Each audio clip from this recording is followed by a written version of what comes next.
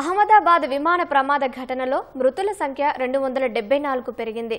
ఆసుపత్రిలో చికిత్స పొందుతున్న బీజే వైద్య కళాశాల వసతి గృహానికి చెందిన మరో 9 మంది మృతి చెందారు. మరోవైపు కేంద్ర ప్రభుత్వం ఈ ఘటనపై ఉన్నత స్థాయి కమిటీని ఏర్పాటు చేసింది. భవిష్యత్తులో ఇలాంటి ప్రమాదాలు జరగకుండా తీసుకోవాల్సిన చర్యలకు సంబంధించి ఈ కమిటీ నివేదిక ఇవ్వనుంది.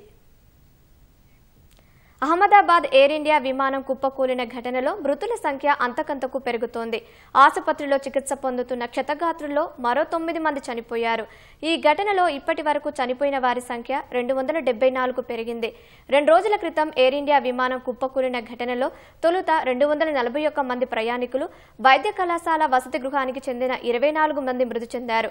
ఇప్పటి వరకు 270 మృతదేహాలను అహ్మదాబాద్ సివిల్ ఆసుపత్రికి తరలించినట్లు వైద్యులు తెలిపారు.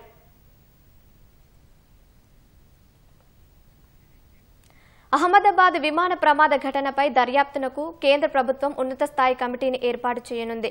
ఈ మేరకు పౌర విమానయాన శాఖ వెల్లడించింది. భవిష్యత్తులో ఇలాంటి ప్రమాదాలు జరగకుండా తీసుకోవాల్సిన చర్యలపై ఉన్నత స్థాయి కమిటీ సిఫార్సులు చేయనుంది.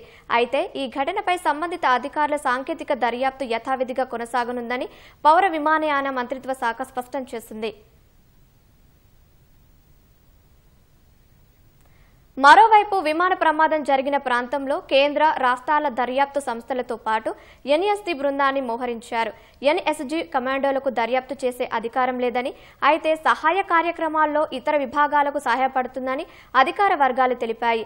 వైద్య కళాశాల వసతి గృహం భవనంపై ఎన్ఎస్జీ కమాండోలను మోహరించారు.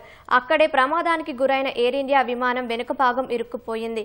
AAIB, DGCA, Ahmedabad crime branch, స్థానిక పోలీసులు, ఇతరులు విభాగాలు విమాన ప్రమాద ఘటనపై దర్యాప్తు చేస్తున్నాయి. జాతీయ దర్యాప్తు సంస్థ ఎన్ఐఏ అధికారులు కూడా నిన్న ప్రమాద స్థలాన్ని పరిశీలించారు.